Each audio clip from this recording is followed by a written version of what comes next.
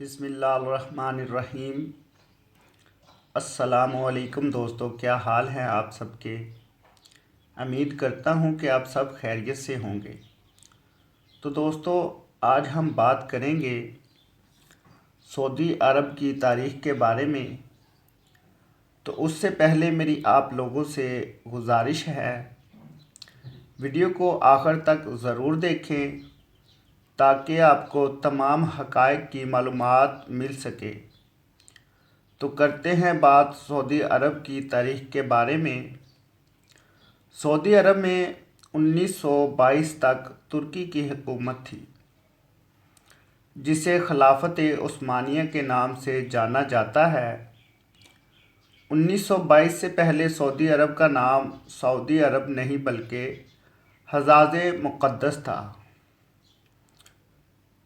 خلافت عثمانیہ دنیا کی 3 براعظموں پر حکومت کر چکی ہے، جس حکومت کی مدت جو ہے وہ 623 سال 1299 سے لے کر 1922 تک یہ قائم رہی۔ جب بھی دنیا میں مسلمانوں پر ظلم و ستم ہوتا تھا تو ترکی کی حکومت اس کا منہ توڑ جواب دیتی۔ امریکہ، برطانیہ، یورپین، نصرانی اور یہودیوں کو اگر سب سے زیادہ خوف تھا تو وہ خلافت عثمانیہ کا تھا۔ امریکہ، یورپ جیسوں کو معلوم تھا کہ جب تک خلافت عثمانیہ ہے ہم مسلمانوں کا کچھ بھی نہیں بگاڑ سکتے۔ امریکہ و یورپ نے خلافت عثمانیہ کو ختم کرنے کی سازش شروع کی۔ 19ویں صدی میں سلطنت عثمانیہ اور روس کے درمیان بہت سی جنگیں بھی ہوئیں۔ چونکہ مکہ اور مدینہ مسلمانوں کے نزدیک قابل احترام ہے، اس لیے سب سے پہلا فتنہ وہیں سے شروع کروایا۔ امریکہ یورپ نے سب سے پہلے ایک شخص کو کھڑا کیا جو کہ کرسچن تھا۔ وہ ایسی عربی زبان بولتا تھا کہ کسی کو اس پر شک تک نہیں ہوا تھا کہ اس شخص نے عرب کے لوگوں کو خلافت عثمانیہ کے خلاف یہ کہہ کر گمراہ کرنے کی ناکام کوشش کی کہ تم عربی ہو اور یہ ترکی عجمی غیر عربی ہیں، ہم عجمی کی حکومت کو کیسے برداشت کر رہے ہیں؟ پر لوگوں نے اس کی بات ایک نہ مانی۔ یہ شخص لارنس آف عربیہ کے نام سے بھی مشہور ہوا، جو آپ کو اس پوسٹ کی تصویر میں بھی نظر آ رہا ہے۔ آپ لارنس آف عربین لکھ کر گوگل پر بھی سرچ کر سکتے ہیں۔ پھر امریکہ نے ایک شخص کو کھڑا کیا جس کا نام عبدالوہاب نجدی تھا۔ عبدالوہاب نجدی کی ملاقات عرب کے ایک سوداگر سے ہوئی جس کا نام ابن سعود تھا۔ اس نے ابن سعود کو عرب کا حکمران بنانے کا لالچ دیا۔ پھر ابن سعود نے مکہ، مدینہ اور طائف میں ترکی کے خلاف جنگ شروع کر دی۔ مکہ، مدینہ شریف اور طائف کے لاکھوں مسلمان ابن سعود کی ڈاکو فوج کے ہاتھوں شہید ہوئے۔ جب ترکی نے دیکھا کہ ابن سعود ہمیں عرب سے نکالنے اور خود عرب پر حکومت کرنے کے لیے مکہ، مدینہ اور طائف کے بے قصور مسلمانوں کو شہید کر رہا ہے، تب ترکی نے عالمی طور پر یہ اعلان کر دیا کہ ہم اس پاک سرزمین پر قتل و غارت پسند نہیں کرتے۔ اس وجہ سے خلافت عثمانیہ کو ختم کر دیا گیا، جس کی وجہ سے 40 نئے ممالک وجود میں آئے۔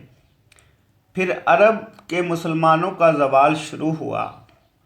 حجاز مقدس کا نام 1400 سال کی تاریخ میں پہلی بار بدلا گیا۔ ابن سعود نے حجاز مقدس کا نام اپنے نام پر سعودیہ رکھ دیا اور اس فتنے کا ذکر احادیث میں بھی ملتا ہے۔ اور اسی وجہ سے سرکار دو عالم صلی اللہ علیہ وآلہ وسلم نے سعودی عرب کے شہر نجد کے بارے میں دعا نہیں فرمائی تھی۔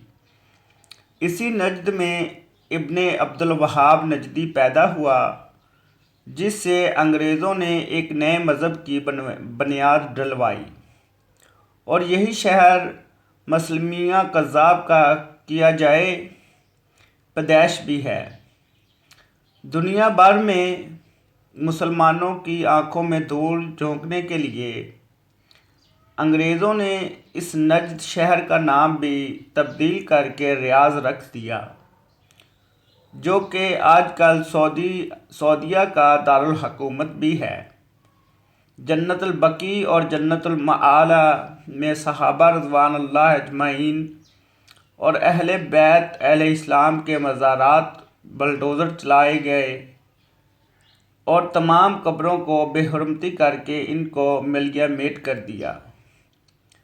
بدقسمتی سے آج بھی کئی بھولے بھالے مسلمان انہی قبروں کو سنت کے مطابق سمجھتے ہیں، حالانکہ 1922 سے پہلے وہ ایسی نہ تھیں۔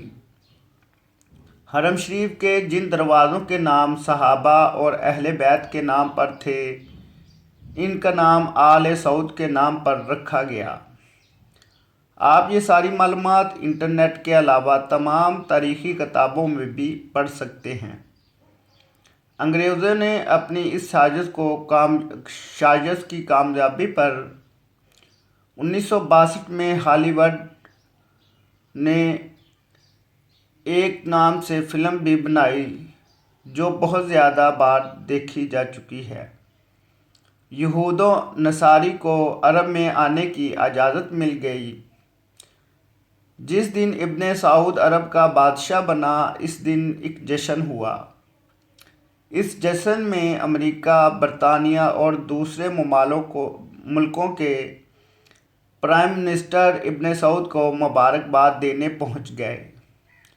جس عرب کے نام سے یہود و نصارہ کانپتے تھے، وہ سعودیہ امریکہ کے اشارے پر ناچنے لگا اور آج بھی رندوں کے ساتھ ناچ رہا ہے۔ یہود و نصارہ کی اس ناپاک سازش کا ذکر کرتے ہوئے علامہ ڈاکٹر محمد اقبال نے اپنے کلام میں بھی لکھا ہے، وہ فاقہ کش جو موت سے ڈرتا نہیں ذرا، روح محمد صلی اللہ اس کے دل سے نکال دو، فکر عرب کو دے کر فرنگی کی تخلیقات، اسلام کو حجاز اور یمن سے نکال دو۔ اللہ تعالی ہم سب مسلمانوں کو ایسے فتنوں سے محفوظ فرما کر پھر سے خلافت کی دولت عطا فرمائے اور ہمیں ماضی کی تلخ حقائق کو سمجھنے کی عقل عطا فرمائے، آمین۔ دوستو، ویڈیو اچھی لگی ہو تو دوستوں کے ساتھ بھی شیئر کریں اور اپنی قیمتی رائے کا اظہار بھی کامنٹ باکس میں ضرور کریں۔ تو مجھ کو اجازت دیجیے، اللہ حافظ۔